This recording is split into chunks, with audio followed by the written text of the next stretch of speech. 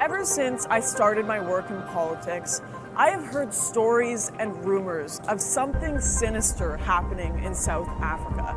I was regularly sent images and videos claiming there was a white genocide going on right now.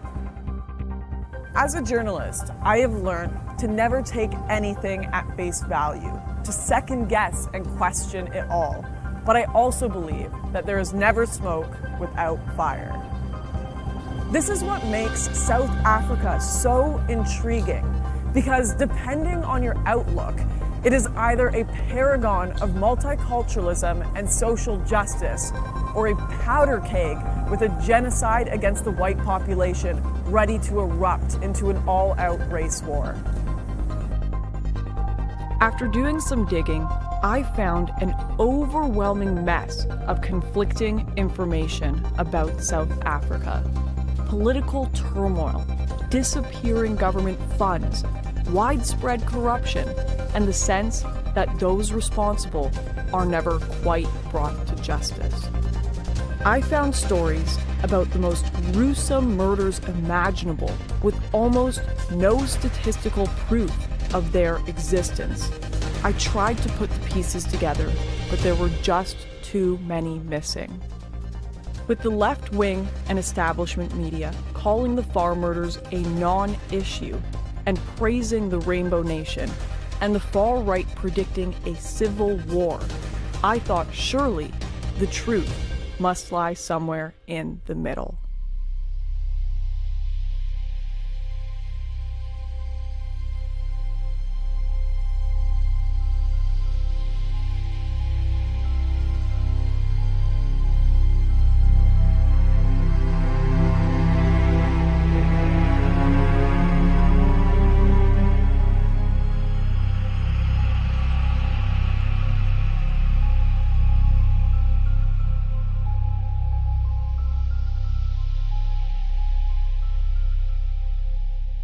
To understand South Africa today, we have to understand South Africa then, 366 years ago to be precise, when the wheels of history were set in motion.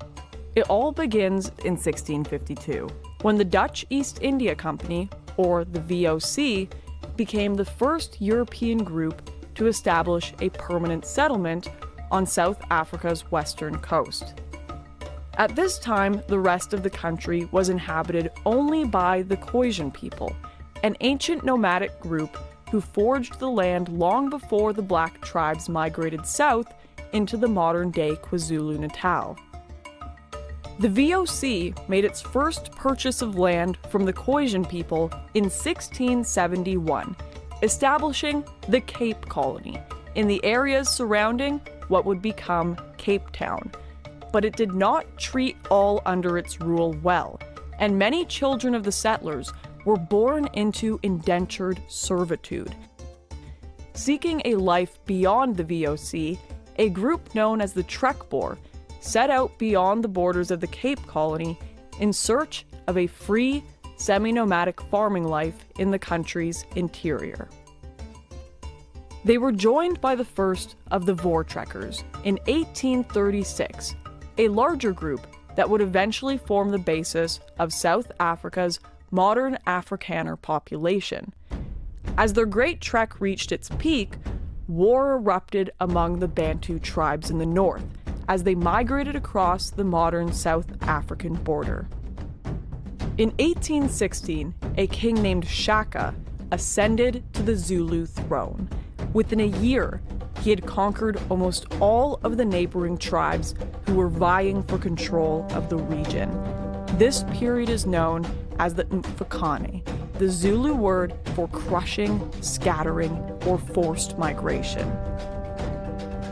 In 1823, a rebellion under Mzilikazi split off from the Zulus and headed north into the Transvaal region, where it is estimated between 1 and 2 million Bantu people were massacred, leaving the area almost completely depopulated. It was during this time that several tribes, the Mfangu and the Ngwane among them, were forced to flee south, putting them on a direct course for the trekking Boer. This was unfortunate for the Boer, who had been making deals with smaller tribes in the area, trading favors, livestock, and weaponry for land. These deals between the Boer and the Bantu occurred frequently throughout South Africa's history. It wasn't long, though, until fair and mostly peaceful exchanges of land between whites and blacks gave way to violent, militaristic ones. In 1828, a new Zulu king, Dingane, took the throne. Piet Retief, a notable Voortrek leader, was determined to make civil deals with the tribes. He was granted land for his caravan of Voortrekkers in exchange for the return of 700 cows that had been stolen by a neighboring tribe. After returning these cows to the Zulu, Retief and his trekkers made settlements on the agreed-upon land, and in a show of good faith, the king invited Retief and a band of his men to witness a special performance put on by his soldiers. There was no show. Instead, the soldiers restrained Retief and marched him and 100 of his men to a bridge where they were beaten to death, leaving Retief for last, so he would be forced to watch the murder of his men and his son before he himself was killed. Dingane went on to massacre Retief's entire encampment, including hundreds of women, children, and many Khoisan people who had traveled alongside the Voortrekkers. The incident became known as the Winen Massacre. While the Boer advance across the country was mostly peaceful, the Bantu tribes fought ceaselessly, killing white, black, and Khoisan people wherever they found them. In 1910, following the surrender of the Boer to the British, the Union of South Africa was formed. It comprised all of the now established colonies and united them as one legislative union. For a time, separation of blacks and whites was only a social convention, not the rigidly enforced legal structure it came to be. But after the election of the National Party in 1948, what we now know today as apartheid, a word that quite literally means separateness, was formally introduced across South Africa. A slew of new laws, including bans on mixed-race marriages and the Population Registration Act, which required people to register as black, white, colored, or Indian, were all introduced. And many of the descendants of the Bantu tribes were moved to the Bantustan areas, known today as the Black Tribal Homelands. In all aspects of life, blacks and whites became separated, often almost entirely. In the 1970s and 80s, apartheid became the focus of a global pushback. The UN brought sanctions, while internal resistance to apartheid began to find greater support. In the face of both peaceful and violent resistance, the National Party began a brutal crackdown. The crackdown only radicalized South Africa's anti-apartheid activists even further. In 1961, Nelson Mandela, then a member of the South African Communist Party, co-founded the Spear of the Nation, the armed wing of the African National Congress that rules the country today. The group, often abbreviated to MK, publicly announced its existence with 57 bombings on one day. Ultimately, with the help of the CIA, Mandela was arrested and spent the next 27 years in prison. During this time, the resistance to apartheid only became more radical. In 1986, Mandela's wife Winnie publicly endorsed the new trend of necklacing, a form of execution used against blacks thought to be collaborating with the government. they would be forced to wear a rubber tire filled with petrol around their chest or necks before being set ablaze. Eventually, following international pressure and the fear of a race-based civil war, the National Party released Mandela and entered into negotiations with the African National Congress, formally ending apartheid in 1991. 3 years later, Mandela led the party to victory in South Africa's first multiracial election, securing his presidency and bringing about a new constitution, emphasizing racial reconciliation. South Africa is a young democracy, and the country still faces great obstacles, like deciding who has the right to parts of land still owned by the Afrikaner minority, something that has come to be known as the land issue, and which is tied closely to attacks on farmers. It is this divided South Africa that I am stepping into today.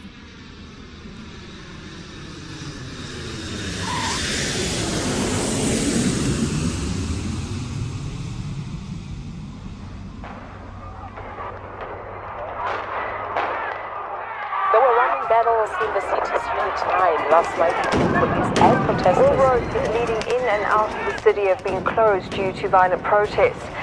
Shops have been looted and roads have been closed. Within hours of touching down in South Africa, I saw protests and rioting across the nation plastered on every TV screen.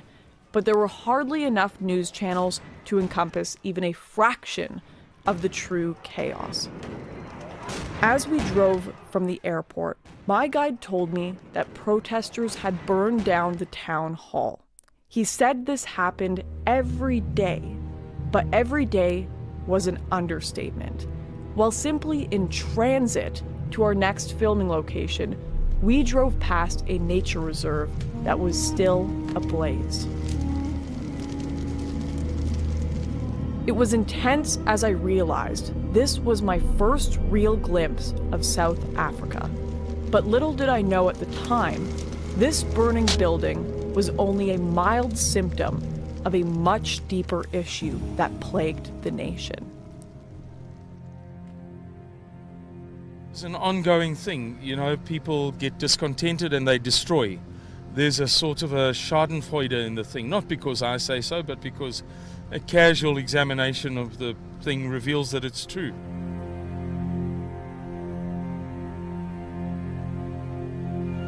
There has been, for many years, going back to apartheid, but currently too, a habit of burning down schools if the children are discontented with the headmaster, for example. In South Africa now, where we're following the burning of 13 schools in the country's Limpopo province. The protest broke out over a district boundaries dispute. Protesters say moves to include their neighborhoods into a new municipality would delay efforts to get them better housing and water.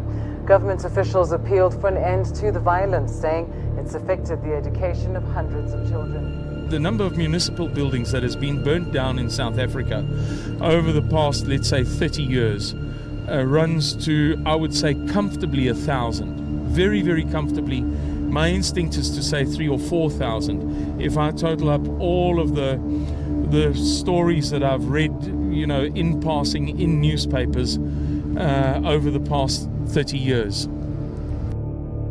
While I had come here to investigate the farm murders, I quickly learned the problems here were far more prolific.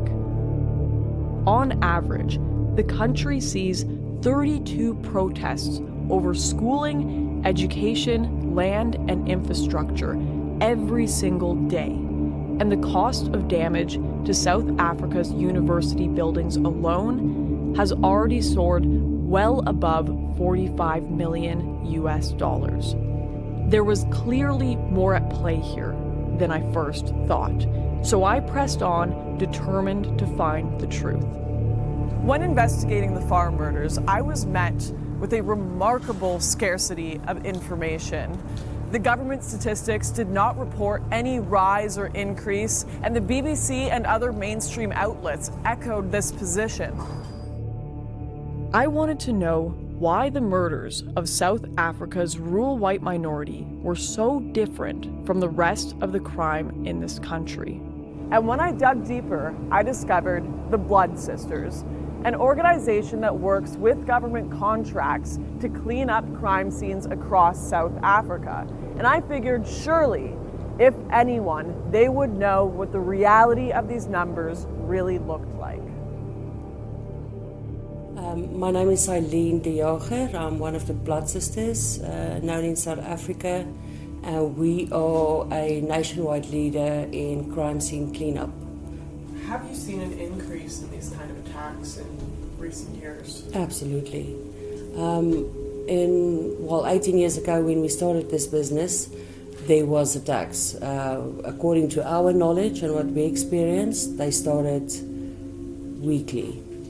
We would get one call a week to come and assist at either farm attack or farm murder. Now it's daily. It's definitely daily. It's increased unbelievably. Between 2012 and 2016, the attacks on smallholding farms or properties deemed as a farm or an area non-residential has increased by an average of 72.9%. The figures that I've just given you is according to our statistics. Government statistics will differ. I don't suppose you can tell us much about why that is. We don't... I don't work closely with them because we don't do every scene. But their figures are funnily enough lower than ours. I don't have a particular reason for that. I don't wish to divulge on that. Okay. This was the first time on camera a qualified government associate had confirmed my worst fears. Not only are the farm murders real, the genuine numbers are much higher than we imagined. But I wanted to know more. In a country that already has extensive murder rates, why are these so much worse? Farm murders are one of the most gruesome kind of crime scenes that we have to deal with, especially, in South Africa. Farm murders are intentional. It's not robberies. It's intention. The intention of the attackers is, according to us and what we've seen, is to kill. It's been classified, especially on the crime stats as well, that it's attacks or robberies, burglaries. But because there is no statistic for farm murders currently in South Africa, the brutality of the farm murders in South Africa is undescribable. We found pieces of nails being pulled out. We found hands being removed from bodies. We found people raped, murdered, brutally murdered, babies, children, the farmers trying to protect their families, and there's just no stopping. The farm murders are brutal.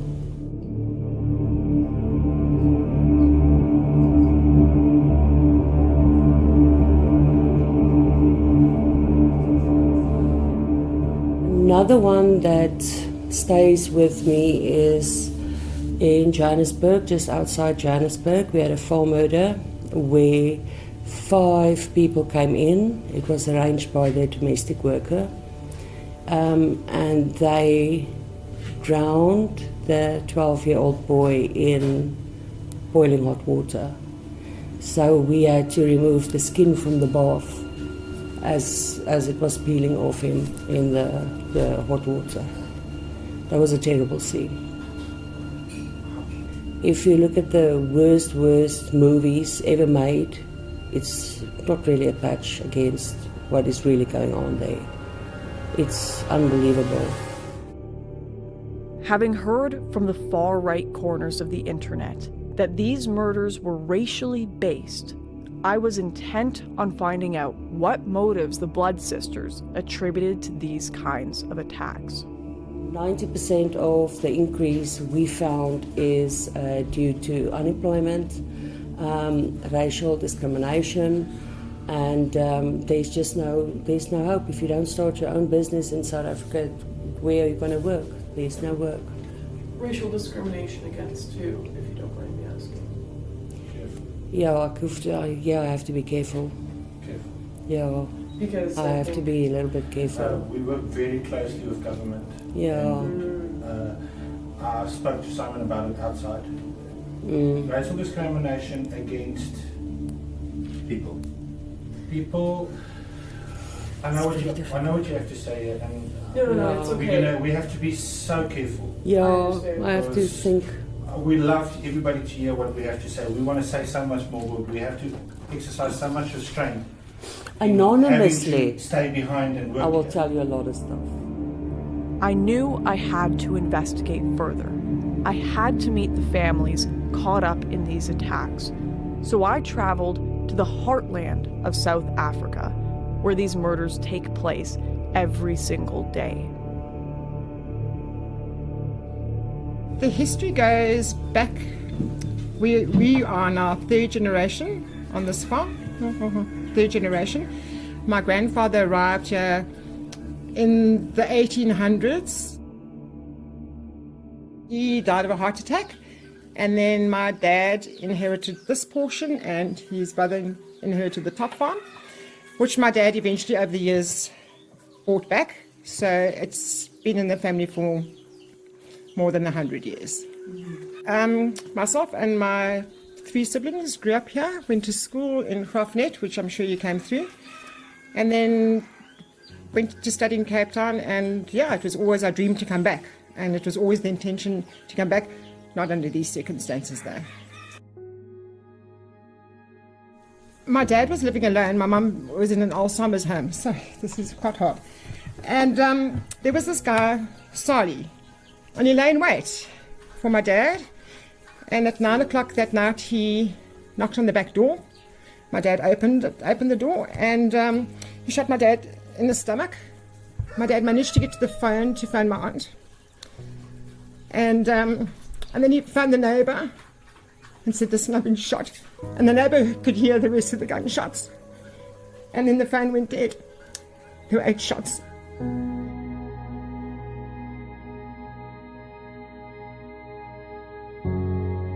There was one shot that ricocheted against that wall. All the time my dad's being shot. Back, arms, legs. And my dad slumped forward over this chair, and he was shot in the back of the head here. Just execution style, in the back of the head. So it was 8, they found 8 cartridges, but 6, he was shot 6 times. Who came and found him here? My aunt and friends of theirs, and there were 4 farmers. One of the people that were here on the scene was studying to be a doctor. They tried CPR, but he was dead by the time they got here. He'd already succumbed to his injuries. Yeah, so this is where my dad died. He was killed. Okay. I know, for what, for what? He was a good man. He was an awesome man, and to shoot somebody 6 times, execution style.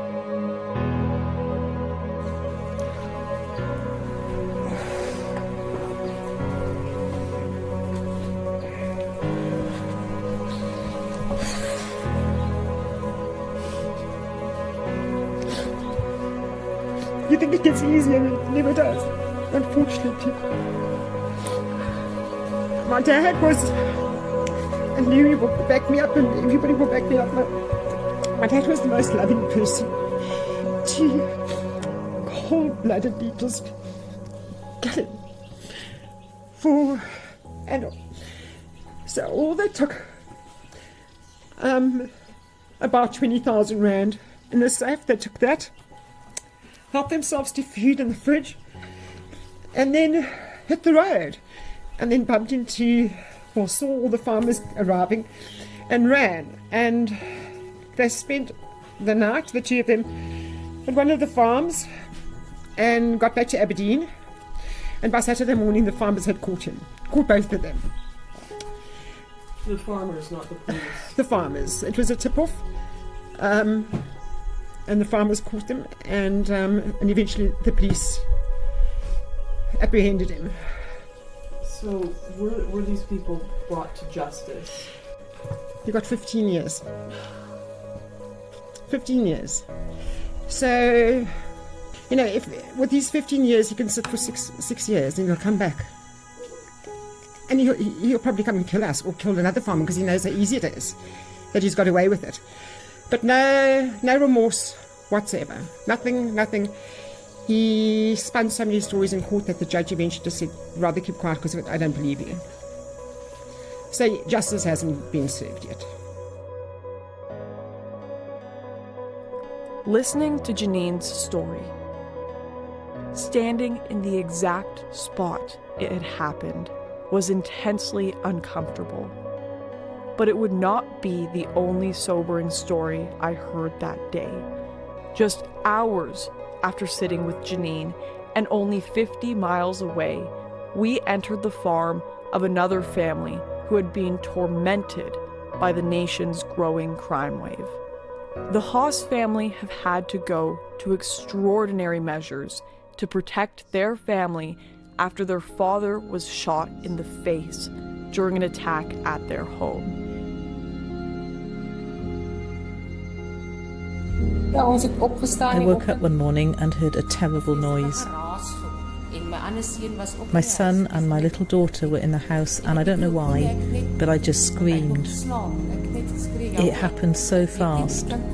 I ran to my bedroom window and I just saw people jumping over the wall, and it was already over. I went outside and I saw the blood. Only then did I realise my husband had been shot.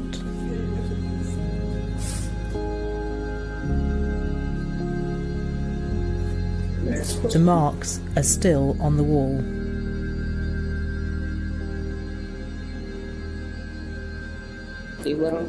You hear about this every day. There's not a week that goes by without a farm attack.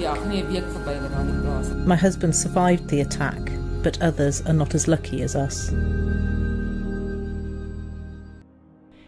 Seeing the scars and the impact watching this attack unfold at their home has had on this family brought the situation in South Africa into sharp focus for me. And the security measures, the electric fences, the thermal cameras, as well as a closet stocked with guns and weaponry, now serve as a daily reminder of what happened here for a family that is already struggling to heal. During the week, I'm alone here. My kids go to boarding school, and I almost never go out. I always lock everything. It's had a huge effect on my life. My fears are for another attack. My peace has been stolen. I just never feel safe in my own home.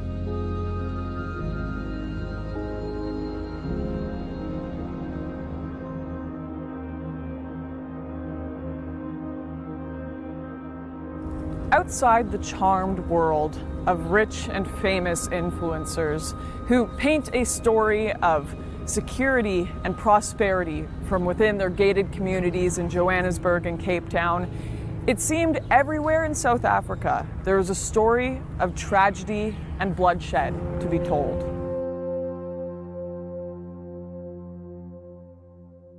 Yes, my mother-in-law was murdered here in 2008, January 2008. They had strangled her and with a belt of her, a belt around her neck, and they take out her eyes with a fork, and they prick her with a fork. Her whole body was pricked with a fork, and it was very cruel, very, very cruel.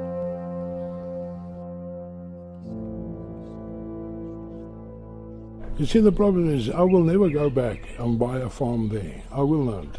It's too risky, too capital intensive, to make yourself safety, because you're not safety even you're on a tractor. Doesn't matter where, because they ambush you.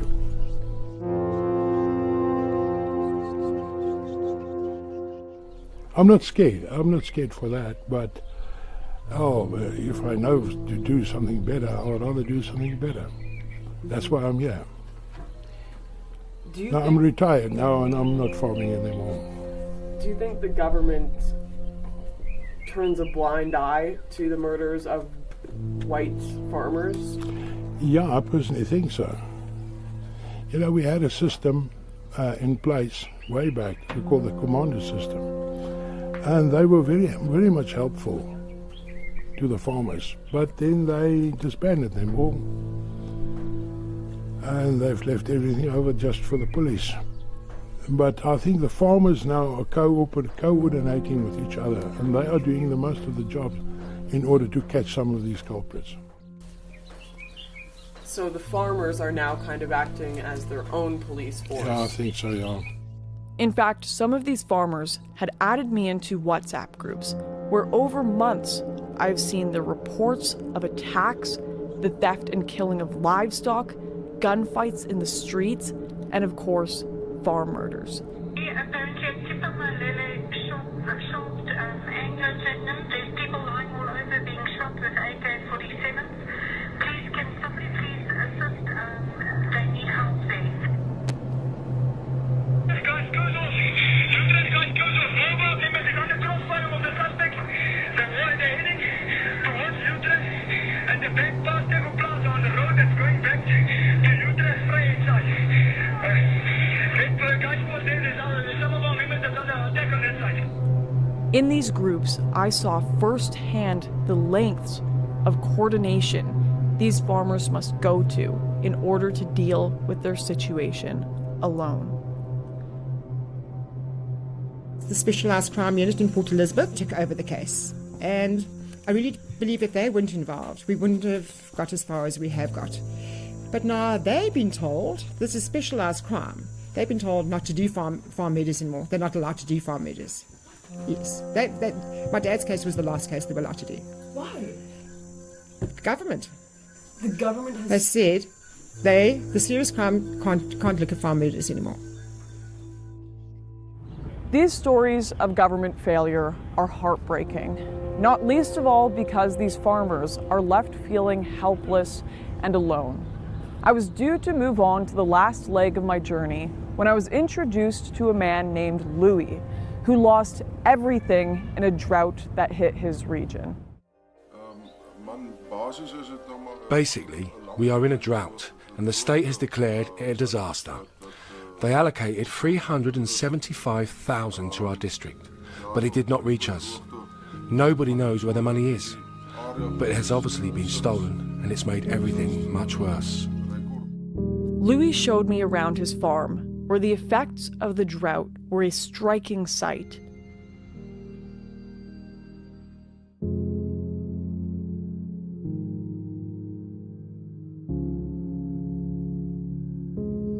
I can't afford to pump the water out of the ground anymore. It has gotten me into massive debt. It's no longer even affordable to run my machinery, pump the water, or go to the wholesaler and buy the basic ingredients to feed my cattle and maintain the farms.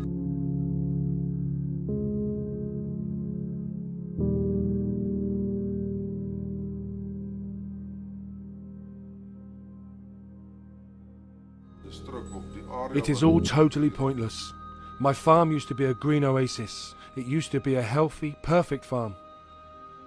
Now it has all turned to dust, to barren wasteland, with piles of bones from the sheep I once had, who died of thirst. Over the past few years, the South African government has used its Black economic empowerment policy to coerce utility companies into depleting the number of white workers to reflect the racial makeup of the country. In reality, This means that companies with government contracts must shoot for a goal of a workforce with no more than 8% white workers. Since these mass layoffs, filling engineering and other high-skilled positions has been difficult, only worsening the water crisis and causing serious ramifications for the country's white farming minority. I could no longer afford to maintain my old home, so it fell into disrepair, and we now live in a much smaller shack down the road. There is nothing left of that house. The floors have rotted, the walls are breaking.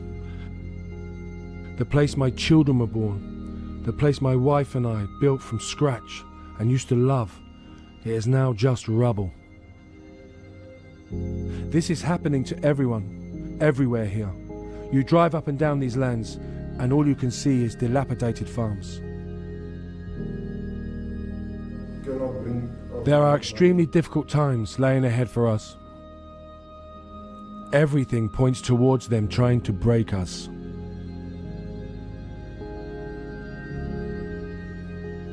In a nation so dependent on these farms for its food and for some of its major exports like Angora mohair, it's hard to believe the government is doing so little to help, or worse, as some are speculating, purposely withholding aid as they battle with farmers for the land.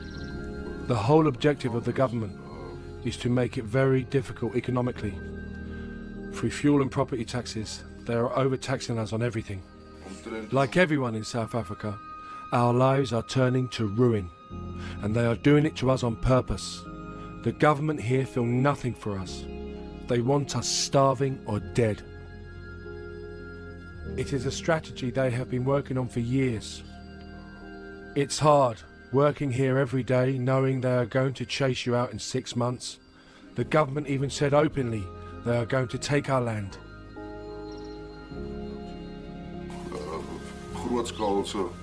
I will never recover from this. I just hope my children can have a better life one day. Spending time with Louis on his dying farm has been a truly heart-wrenching experience. Not only are these farmers forced to live with the constant fear of break-ins and some of the most gruesome crimes imaginable, but every day has been a struggle, even just for the survival of the very land to which they are so deeply rooted. To make matters worse, if the government follows through with their promises, Louis will shortly be losing all his land as well. Listening to Louis describe his situation was surreal. It was far too removed from the reasonable middle ground I expected to find between the left and the right's posturing of the issues facing South Africa. Only days after leaving South Africa, I saw Louis' fears vindicated in Parliament. The ANC announced they would absolutely be taking white land by force, expropriation without compensation. Even the ANC's most famous leader, Nelson Mandela, a known radical communist, at least believed in the concept of compensation. He didn't even propose a motion this extreme. This will be the first time in modern South Africa we see something like this play out. In fact, all of South Africa's political parties have steadily become more radical in their approach. The EFF, which holds 10% of the vote, are notorious for singing an anti-apartheid song at their rallies, calling for the deaths of white farmers.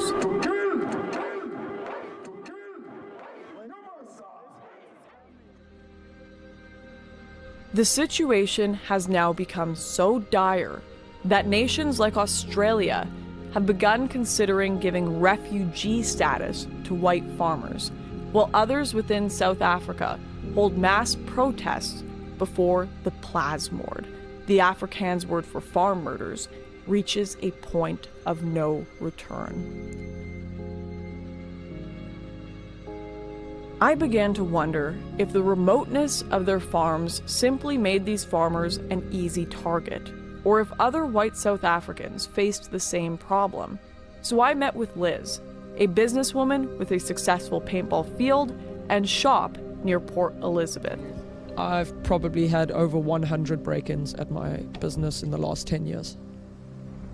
I've been in 2 armed robberies at my work, so as we were closing, guys just roll in and basically pull out a gun and take all your stuff. In one of the armed robberies, one of the guys was beating me with a metal pipe over my head, so that like you just shut up and be quiet and like just subdue any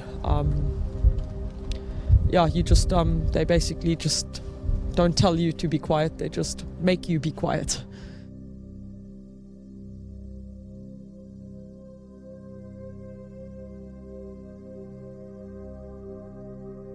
You mentioned to us earlier that many of your sales are more for self-defense paintball guns. Can you explain that?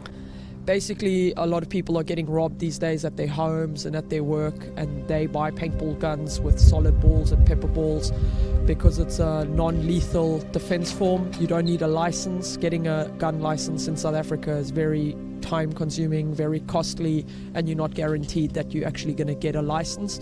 So a lot of people are buying paintball guns from us to basically shoot anyone who's on their property or trying to get on their property with a solid ball that's basically made of nylon or fiberglass, and it's like a deterrent. Things have gotten so bad that Liz has been forced to bring armed security for her daily cash out. Sometimes, when we're busy, then like my dad will come to the range and basically bring his gun, and then we just have that as a extra precautionary measure because like you never know what's going to happen. It's like the Wild West at times. Some people watch Wild West movies.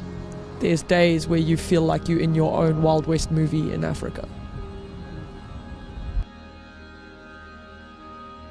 Just days after visiting Liz, she was the victim of another armed break-in. Like many other white South Africans, she has now decided to close down her business and attempt to leave the country.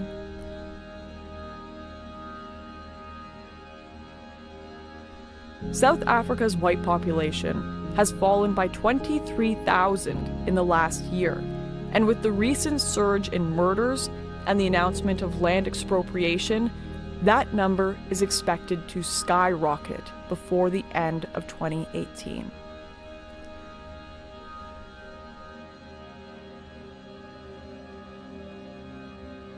To get to the bottom of why this was happening, I wanted to meet some of the nation's policymakers to hear their side of the story. So I managed to secure an interview with Thabo Mokoena, a powerful businessman and a member of the ruling party's provincial executive committee, and someone I have been advised is a major force within the African National Congress. So there's been like very slow progress in terms of addressing the land or redistributing the land. So we must speed up. And it's not the question that government does not have money for compensation or there is no money for compensation in the system. I think it's just part of the problem is that the bureaucracy is way too slow and then it undermines, the good objective. So you need to have like cutthroat departments that understand the agency and the plight of the people. When they are required to do their work, they must do it. Are things leaning more towards with or without compensation? I don't know, I'm just curious. Yeah. Look, the decision that has been taken, it's without compensation. There's nothing that government can do that is illegal to the farmers. Neither there is nothing that the farmers can refuse, which is law. So they don't have much options. It is not the intention of the ANC to go and grab the land illegally and that type of thing. No. We will do it within the prescripts of the laws of this particular country. And then if it means that the laws of this country are not adequate to address that, the first thing to do is to introduce the new laws that allows us to be able to. But once it's law, no farmer, no person that can come and say that I am going to disobey this law. No, do it at your own peril. This seems to be the official party line. Don't worry, everything is fine. Ignore, cover up, and don't mention it. But former financial advisor to the ANC turned political activist Simon Roach has spoken out against this approach in recent years. Our economy is imploding. The value of our currency has deteriorated dramatically, almost unbelievably. We've been downgraded to junk status. We have an official unemployment rate of about 38%, just over 38%, but an unofficial, in other words, the non-government sources say that it is certainly 50%. We have about 16.3 million, in fact 16.3 million people on social grants and an income tax base of 3.1 million people. Taken together, these are the reasons we believe there will be a civil war. And I'd like to add a final anecdote. We recently had a protest in South Africa against farm murders. The protest was called Black Monday. And afterwards our Minister of Defense said that if whites stage another such protest, they will bring a civil war upon themselves. They will provoke a genocide. Like the wider situation in South Africa, my conversation with Thabo quickly became messy and confusing, something I began to believe was a tactic to avoid confronting the reality of the situation. The implications of this tactic became increasingly concerning throughout my trip. To simply ignore racial tensions, economic and energy crises, and of course the farm murders seemed shockingly irresponsible as the evidence on the ground continued to mount. It was at this point that I discovered another phenomenon sweeping the country: white squatter camps. So I went to one such site to investigate it for myself.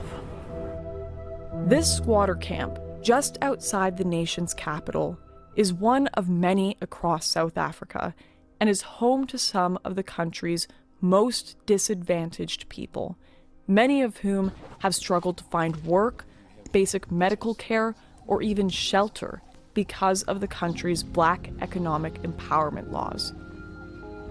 It is built on the site of an old dumping ground and is home to around 60 people, most of whom are children. We're okay to film?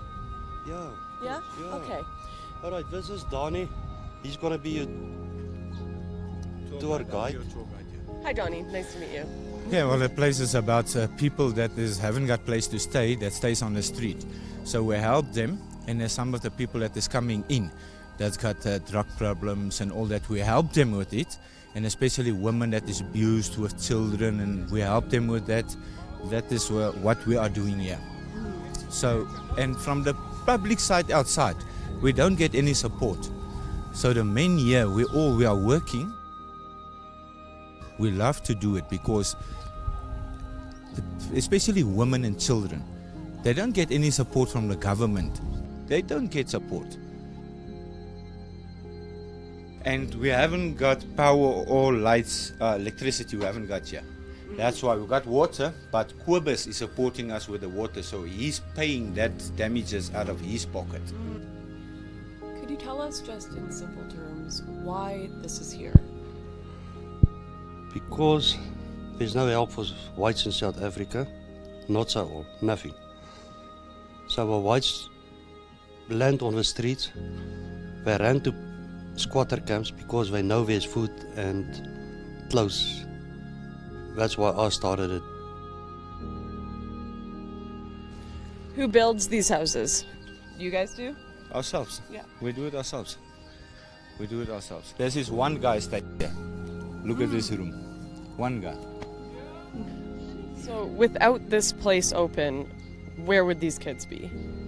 They will be on the streets. Or they will be in foster, or they will be in somebody else's care. The government doesn't have a whole lot of programs? No, nothing. Well, there are poor people of all races in South Africa. people here are often refused help based solely on their race. Miss Grace, the de facto mother of the camp, told me how one resident was refused treatment at a hospital because of the color of his skin, while children in the camp were refused places at a local school for the same reason. There's nothing. There's I think in 2001, it was stipulated from the government, no support to any whites whatsoever. No aid, nothing. Why couldn't you go to one of the hostels that the government has set up? Because of the skin color. Yeah, and yeah, it's not well. We just help white people here because there's no other place that does it. You know, if you go to there's many places I know. Jesus Disciples, Manger, those places they take blacks and they put the whites out.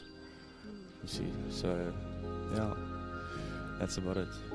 So wait, there are places here that will only help blacks but won't help whites? Yeah, that's true. Can you tell us a little bit more about that? Like, people find that a very bizarre idea in America. Yeah, I don't know how to say it, it's just the racism going around. So I'm just here to get my life in order and try to give my daughter a better life. Were there any other places you could have gone other than here? No. Why not? Nobody else didn't want to help. I've tried a lot, and at the end of the day, Uncle Kobus was the only one that took me in. This is the only place who could help us with place to stay and things. They are the only ones who helped us with it. No one else wanted. If it wasn't for them, I would have been in the streets. I want to sleep with my wife and my kids on the street. That's it. Today I'm suffering because of people who is like racist with us. And they don't care about our young people because you can't get jobs anymore. Because this side of the earth it's bad for us. And I'm not lying, it's bad. No one can get jobs around here, we're suffering badly. Even the youngest kids. I've got a 5-year-old, a 2-year-old. I don't know how I'm going to give them a life around here. Well, where we lived, things were very dangerous. The one day, there was black people walking in the street and they shot through our windows. And I went and the police did nothing. You can't even walk in the streets around. At night, during the day, they always rape you or they beat you up. They're swearing at you in the language. They know you don't know the language, but they will come and swear at you, breaking you down around you. You don't feel like a person around you anymore. So they're making sure our people, we don't have a life anymore. They will make sure about it. This is just one of dozens of camps like it in South Africa, a growing testament to the resentment the country's white population now faces. In order to learn more about why anti-white racism is thriving in the country, I spoke to the deputy president of Black First, Land First, one of South Africa's more radical political parties. Last year, Andile Mqitama founded the Black First, Land First, which he says aims to put land and the economy back in the hands of black South Africans. BLF is taking... We have to fight in order to attain freedom as the black majority in this country. And the fight has to be located in taking back the land and expropriating back into the people, in seizing the means of production and expropriating everything, or rather redistributing everything equally. A society that would embody a value system that puts black people first will have to be attained through confrontation, unfortunately, because our people have waited for so long, right? We've waited for so long, peaceful, and nothing is happening in terms of changing our lived experience, right? In fact, the settlers know that very well. So we are already at war. we are already at war. Our people are at war in farms now. White people and persons like Breitenbach are land thieves, and they have no stake to this society, and the black majority understands that, and we will respond accordingly. I think black people have been patient enough for more than 400 years of colonialism, and we don't want you to feel pity for us. We are coming for you, and we are going to get everything that you own. It's ours.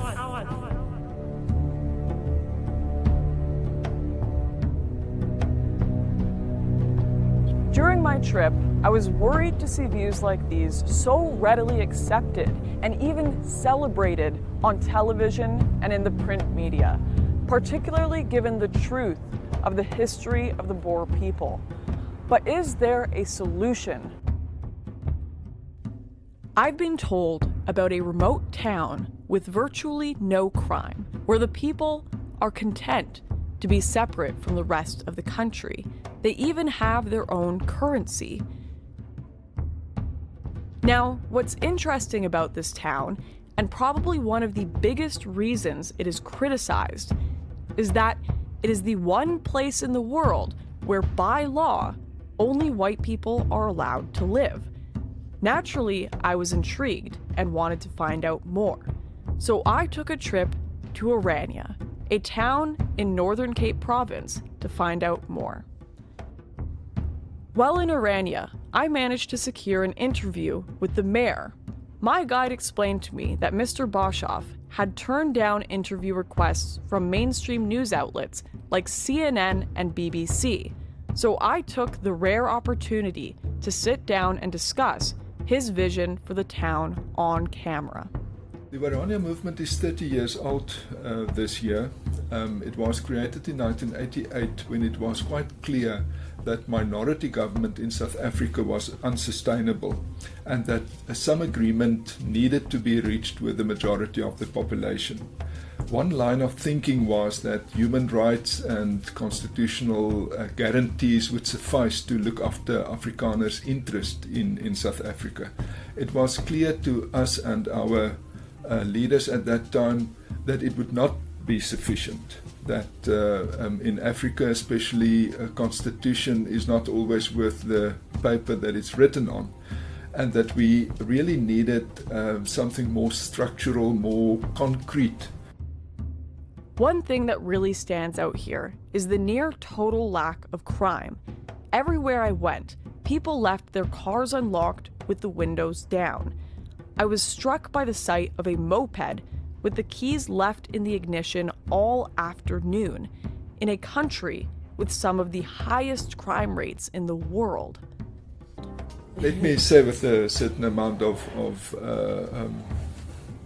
pride that if it's not zero, it's quite close to zero. There are petty crimes of different kinds in any community. But in terms of the crime wave that is all over South Africa, we don't have anything of that kind. And there's different ways in which you could reach the point of a close to zero crime rate, and we have succeeded in doing that. This single white enclave has been the subject of international derision for its apparently racist mission to keep Afrikaner culture alive. But what I soon realized is that the concept behind this town was no different to that of the Black tribal homelands, an area of land 10,000 times the size of Orania that South Africa's white minority are still forbidden to live on today. It's no more racist than any black community, of which there are literally thousands in South Africa. And I say that because we don't define ourselves in the first instance in terms of race, but in terms of culture and language and a whole tradition. To people in the West, this town may seem bizarre, but it's clear that like many other places in South Africa, and indeed the world, the people of Orania consider the threat to their culture great enough to take extraordinary steps to ensure its survival. Orania movement members are more than 5,000 at the moment. So it's small, it's relatively small, but nonetheless, we've created a kind of alternative that is ready to grow. I was certainly struck by the sense of peace in Orania, something which stood in stark contrast to many of the other towns I visited while in South Africa. Orania is just one potential solution to this crisis, and for the people living there, it seems to be working. On and off camera, many people, both black and white, did suggest segregation as a potential solution to this crisis. And even more worrying is the growing number of people preparing for a race-based civil war if another solution cannot be found. Simon is now one of the senior members of the Sightlanders, the world's largest non-state civil defense force, a network of around 200,000 members who believe a civil war is coming, and their only option is to be prepared. Simon invited me to the home of one of its members to take a look at the kind of preparations these people are making. Okay, so these are the preparations of the Erasmus family, which includes a hydroponic system to be taken with them in their vehicles in the event of a civil war, a nationwide anarchy crisis. And these will be laid in their vehicles and taken down so that they can start crops from scratch in any remote area as long as there's water. So they have five cars in their clan, you could say, and then they have that truck that will carry a whole lot of stuff. When they move out, they're building a sort of canopy for the truck for refugees that they will pick up. It's obviously just in the early stages. That's a dryer for all the veggies. You can even dry meat inside it, and to prepare that food. That can keep us 2-3 years, definitely. The family doesn't use it for its day-to-day use. It's specifically a preparation for a nationwide anarchy situation. The scale and thoroughness of these preparations would make you think the apocalypse is just around the corner, but Simon assured me that these were only the preparations of one of thousands of others across the country prepping in the same way. In fact, every year the Sightlanders hold a huge evacuation drill where different groups from across South Africa carry out a complex run-through of their plan for when civil war breaks out, something they believe is inevitable. All this talk of civil war seemed extreme, so I asked Simon how he thought South Africa could go down such a dark path. I think, Lauren, that it would be a very spontaneous, sudden thing, for the simple reason that South Africa is a bubbling cauldron at the moment. You have seen across South Africa these spontaneous events where people run into a bunch of H&M stores and smash them down. You've seen for yourself this very morning. We arrived on the scene a very short while after a nature conservation facility had been burnt to the ground by disgruntled neighbors. Perhaps it was people who felt that they were owed more jobs or something. We don't know. These things happen so quickly, and so many people are embittered at the moment. Our government is woefully unable to provide modest governance. The Sightlanders have been criticized by mainstream politicians and media alike for their dramatic approach in dealing with the country's problems.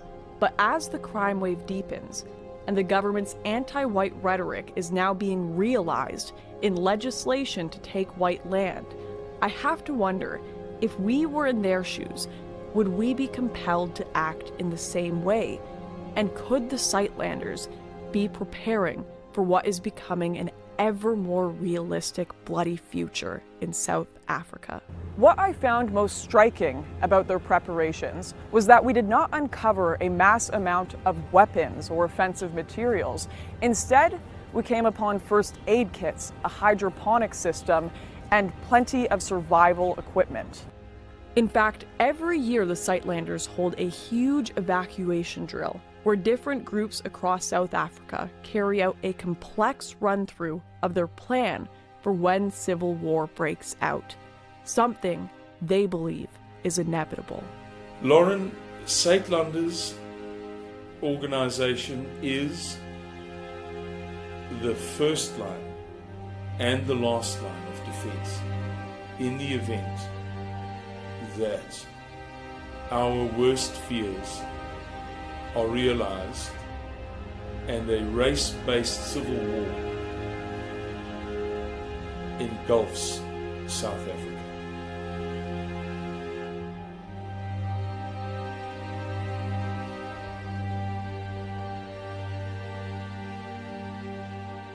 If the choice is between segregation and civil war, the future for all South Africans looks bleak.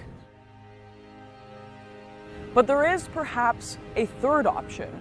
Why don't white South Africans just leave? Well, this third option is far more complex than it may appear. There's no way for the average South African to leave South Africa. You must have, in most of these cases, $300,000. That's 6 million rand. A normal South African doesn't make 6 million rand. So there's just no way for the normal South African to leave.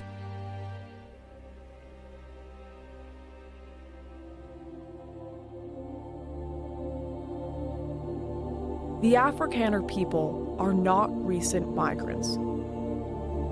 Their South African roots date back hundreds of years.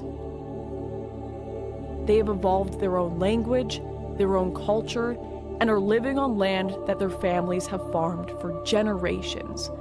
Land that was not stolen. I don't blame those that want to stay. There's something biblical about South Africa.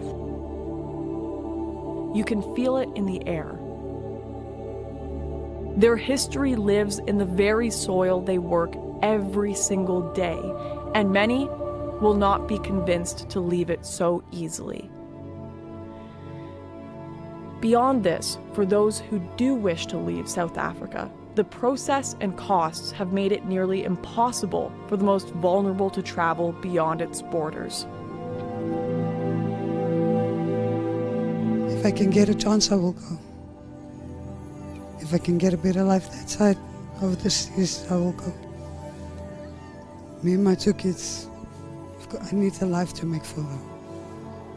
Because my life is ruined because I don't have a job, there's nothing out there.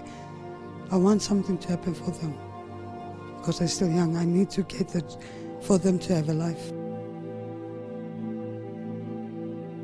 Because if they don't have a life, what is going to happen? The blacks is going to kill my kids. There was rumors around here.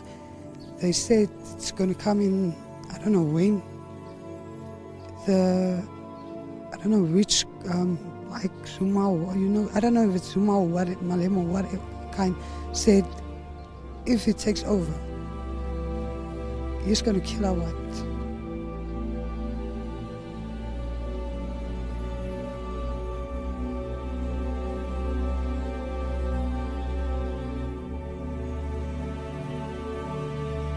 Despite having never seen anything quite so beautiful as the stars in the South African night sky or the vast landscapes of the farmlands, I was relieved to come back home. It's no life to live, putting your children to bed behind gated doors and cell block windows. Having to sleep with pepper spray under your pillow or a gun on your nightstand.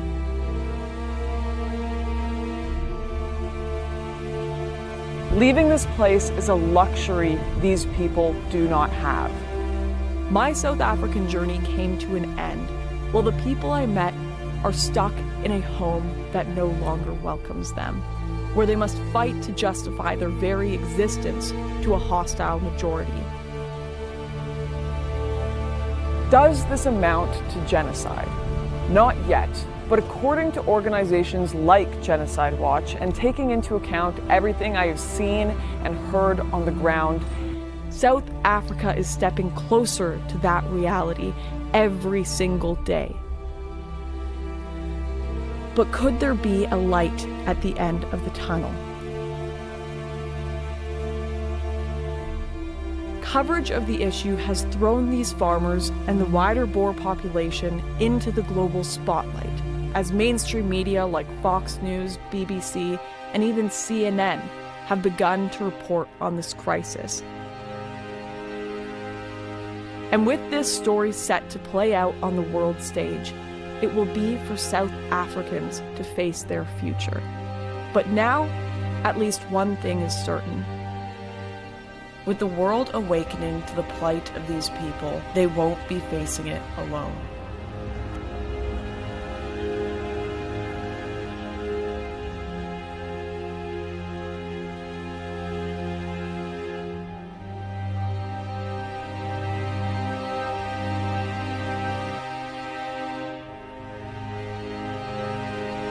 You never know what's going to happen. It's like the Wild West at times.